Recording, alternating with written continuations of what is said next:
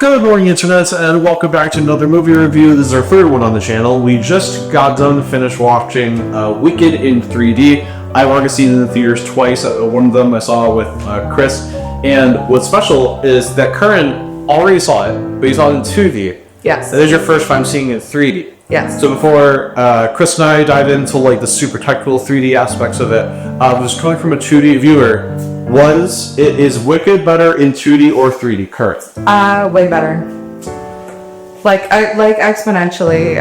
All the sets, you get a lot more detail, and the foreground especially, but even the background. I actually found myself focusing a lot more on on the atmosphere, on the setting. Were there specific scenes that stood out to you? Yeah. Yes. In the schoolyard. And in the library, and Alphaba running through the field. Interesting. Yeah. I would say one that always gives me chills is in What Is This Feeling? The Loathing? The line. Yeah, when all the students are dancing and they're like, "Oh, Linda, you are just too good," and there's so many layers of the students, and I just no, because I did see that song on YouTube in 2D, and it's way better in 3D. I did see that in 2D. Yeah, so okay, so you would definitely prefer the 3D version over the 2D version if you had the choice. Highly recommended. Yeah. So the only way to actually purchase this legally is on Fandango At Home, and I did buy it that way, and Speak to the camera. and I really enjoy it. I would recommend getting that one. The only devices you can watch it on is PC and Apple TV, as far as I know, unless you know of any others, Chris. That's it. Yep. They used to be old, but they took that feature away for a lot of devices. So Nice. Now it's just Apple TV, Is that great? and it's good. And they're still releasing new movies on it, but they're taking a I while. don't understand because as far as I'm aware, this is the first non-animation 3D they've released. Universal has released in a long time on Ludo or Fandango, whatever. Because for a while they were just releasing DreamWorks stuff on there. Yeah. So I'm actually shocked this got released at all. So it's a good thing. Yeah. So before we dive into super technical 3D, let's just give our thoughts on the movie by itself.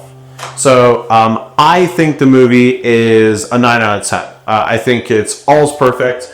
My only little super nitpicky gripe is I think at the end, during the defying gravity sequence, or I guess right before she defies gravity, I just think there's a lot of 5 minutes of them standing with a broom doing nothing. And I just carry on, please. That's my only gripe with it. I just think I understand it's extremely dramatic, but I think even so, it's a little much. That's the only reason I take 1 point away. Otherwise, I would say it's a 10 out of 10. I personally give it a 9 out of 10. I think the movie songs are great. Just everything hits the nail on the head. I like this way better than the Broadway show. Yeah, those are my thoughts. Agreed. Yeah, correct. Agreed. Yeah, I did see Wicked in New York on Broadway, and not with Adina and Kristen, of course. But yeah, the screenplay definitely exceeds the Broadway, and I know people are gonna hate to hear that. I know people really wanted to hate that it became a film. Yeah. And so they're finding any little. I was very skeptical. Yeah. We would see previews and we're like, I don't know if they could pull it off, and they did. It wasn't even equal. They succeeded it. Yeah. Absolutely. I mean, also too, when you have that large of a special effects crew and that, movie crews are exponentially larger and more skilled than live Broadway musical. You could only do so much on a live stage, so but even then between the casting and the performances, like far exceeded the Broadway original. However, I noticed that even, my best friend Danny's seen it on Broadway like multiple times, and I've even heard other people say this. There are certain songs that that Broadway did better. Interesting. Yeah, Which one? even in the Defying Gravity, Adina wins. I would agree, actually. Yeah, I think the Broadway, they did it better. There's certain songs I would even say, but popular. Ariana wins. Popular, yeah. Yeah, there are certain scenes and songs that critics agree like Broadway did better or the film did better, and that's good. It's good to have like a mixture, That's interesting. I never thought of breaking it up by song. by song and scene, and character. Just because, again, that goes along with my one gripe. And I didn't feel like they had that in the Broadway. I felt like they carried on, and they made it dramatic, and it didn't overstay its welcome. And so I would say just for that song, unless I can't really think of any others. It's been quite a while since I've seen the Broadway show, but I would say that to my best recollection, Defying Gravity was better on Broadway, but I really like everything else in the movie. Yeah, I think that they did a lot better to touching on issues that we have in Western society, like marginalized groups and even like animal rights. They did way better with the animal character casting and scenes in the screen version, and then also just touching on marginalized groups like Alphaba and Glinda's two friends. I forget who they were, but they highlighted more like marginalized groups, whereas in the Broadway musical it's more just kind of like Alphaba is misunderstood because she has this massive power. They're not so much focusing on the social narrative of things. What would you give the movie out of 10? I would honestly say, I want to say 10 just because I love the story and the songs so much.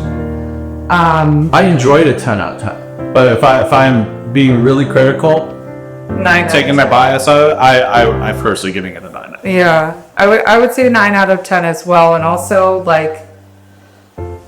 what Emily said. I love Ariana, but she was just copycatting. Okay, she wasn't actually but that's just, again, she probably, who am I? Maybe she was actually really feeling it and giving it her own. Maybe she and help me out here. I don't know their names. Emily, who is it's Kristen, right? Kristen? Yeah. Okay, yeah. Maybe she and Kristen are just so much in common that that it felt like that, So she was copycatting, but I would it did feel like she was just copying a lot of her, say, vocal runs, mannerisms, and not actually feeling the character herself. Very well. So 9 out of 10. And then Chris, what do you think of the movie by itself? I really like the movie. I have not seen. I have seen more musicals than you think to look at me, but I have not seen Wicked. That's a very British thing, isn't it? I've not seen Wicked, but I really like the movie. I have heard. I have a friend who played a lot of the musicals in the car, so I have heard the soundtrack. So I have a vague idea everyone's supposed to sound like. I think it sounds excellent. I think there's a few movies that made musicals, and I think out of those I've seen, it really captures a feel of seeing a really good Broadway or West End show live. But there's a certain joyousness in some of the musical numbers, the library one is really good. There's a certain physicality to the stage sets and just how you could play hand and just how much choreography is going on. The whole sequence with the whole sequence where it's showing the sort of like a legitimate backstory, like the propaganda backstory of, oh, it's this like such a cool sequence, like so much like cool stuff going on. My main nitpicks with the movie is like, I think there's so much amazing visuals in it. It's a shame that some of the CGI noticeably is not as good as it should be, like the monkey CGI. The flying private CGI is quite bad. Yeah, if you're gonna like dole out that kind of budget on CGI, make it more realistic. Like the train looks so cool. Like this, most of the CGI is flawless, so you notice when there's the what looks like the train. The train. I like that. The train is right. But you mean it with the animals?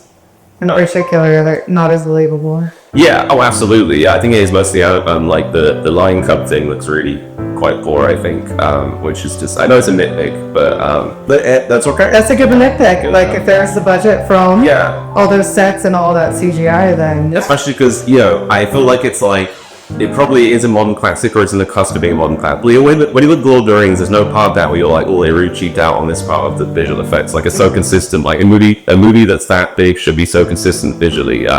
I think there's just a few areas where it falls down. I give it like a 9 or 8.5. Like, I think it's a very good movie. Great. Great. Yeah, and I think for great movies, it's a privilege that the only bad things we can say about it are nitpicks. Yeah. So, great. Okay, and then you guys came here for the 3D. So, as you guys are seeing right now, I'm picking out the best parts that I thought were in 3D, and you're seeing in the edit here. But overall, thoughts on the 3D? I feel like I want to go last on this one. Krista, what are your thoughts on the 3D? I think I was so excited to see it, and I made a mistake of reading a few forum posts on the 3D forum. People have said, oh, the 3D is really good. So I have high expectations for it. I don't think it met them. It did look slightly better at home, I will say that, but I think it's quite a medium experience. There are some medium strong shots, but it's not, the 3D it's not like bad, it's good. Like, it definitely makes the movie a lot more visually interesting, it's worthwhile, but it's not like, I don't think it's mind-blowing in 3D. I give it like a 6, maybe a 6. Really? Yeah. That's a little lower than I thought you would. Really? No. I just feel like it could be a bit stronger, Yeah. But there are some very good shots. It's just there are some shots that are sort of, what would you get at? Curious. Well, Curran's supposed to be next, but she ran away to pet a cat. No, it's not right. Bubba Rabbit. Well, that's understandable. I thought we were done with like the overall. We are, but I don't. Just your amateur opinion on 3D. What? Amateur opinion on 3D. You're not in camera right now, but can you come back in camera so they can see you? Why? So they can see you. Okay, I'm petting a bunny. Okay, fine. Okay, fine. Okay. Okay. Hello, hi. Hi. So, just thoughts on just the 3D in this movie? I thought it was excellent, but then like kind of grainy at points. I found myself focusing a lot on the background more than the foreground. Like the world felt more massive watching it in 3D than in 2D. I also, maybe it was because it was my second time watching through, but I noticed like certain details that I didn't before, like all of the, like when Alphaba kind of like lost it because that racist bitch, sorry, I can't say, was like carting her sister away. And she's like, stop, like I didn't notice before that, it broke the masonry, whatever thing that fell off, and the previous headmaster was the bear. What else? That was the glass scene you're talking about? When Alphaba was in the schoolyard and like... Yeah, what is this being taken away? And the mason was and it's like the previous master, headmaster, mistress, I don't know, the bear. I want to say headmistress. But I do agree with your point where you just notice a lot of things you missed before. Oh, yeah. And there's so many movies that I've seen in 2D my whole life, and then we get a special 3D release, and then I'm like, I am noticing way more than I ever did, even though I saw this a million times. So, another thing too. Okay, so I was focused more on like the, the setting and the atmosphere, but in the foreground, there were things that were especially pretty, like the translucence of Glinda's bubble, or like Yeah. the sheen, the rainbowy sheen on the Oz's train. That sort of thing. Yeah, that was pretty cool. Very cool. Do you want to give a range for your opinion of the 3D? Like, I'm not an expert or anything. I don't know enough, but I think almost everyone that's watching is also not an expert. So Okay. they might relate to your opinion more than ours. And grading is very subjective as well. Very subjective. Well, because I noticed like the contrast a lot, and because the world was expanded, and I noticed like details that I wouldn't have like the first time in 2D. And I watched movies over and over again, right? But like really, there were certain details that especially stood out to me in 3D. I would say like 7.5 out of 10. Oh, great. I think I've watched enough 3D movies. Yeah. Yeah, you've seen probably 7.5 out of 10. Yeah, there were like moments where I was like, kind of grainy. Yeah. That like the shift in depth kind of like made I really liked sensitive eyes, so there were certain scenes where it shifted, and like I got blurry for a second. So 7.5 out of 10. Awesome. So, I'm going back over here. yeah, that's okay. Yeah, go ahead and pet whatever bunnies you can grab your hands on. Oh, cool. Yeah, I would say my thoughts on the 3D. I'm gonna be really nitpicky. I feel like I noticed a lot more conversion and consistencies.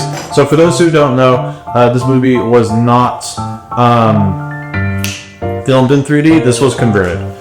Like most live-action movies, it was converted. So because of that, certain things will just not look the greatest. Things that are translucent, it's pretty hard for those to look really good. Yeah. Trees are not great. These are nightmares converts. Yeah, because all the leaves, and it's like, how are you? There's so many different angles. It's just like not possible. I will give conversion some credit for some things, because there are certain things that you can only achieve in a conversion, like lens flares. Like how would you purposely shoot that? I don't think you could. You can't, and that's what causes the equivalent of conversion errors in native movies. This stuff with its reflections on glass and all this issues, because they won't look proper in it when they're filmed. Yeah, and I kind of like the lens flares, just as a kind of an environment thing. So you know what, this movie had that. That's cool.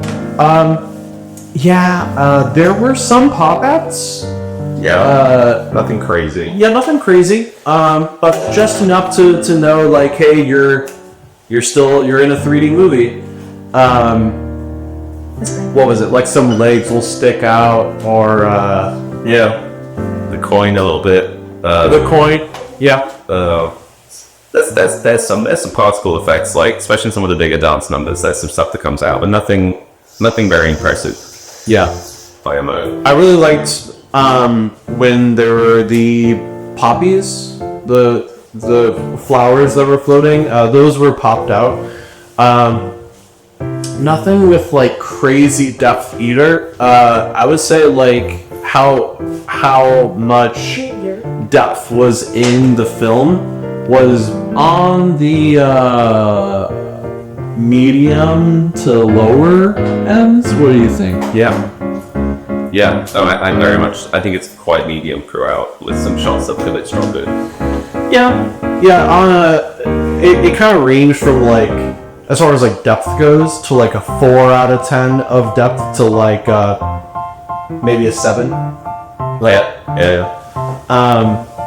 So I would say the 3D version, like just on the 3D, and what? This is a 2024 3D conversion, and I kind of expect better by now. Oh, so you thought the 6 was too high?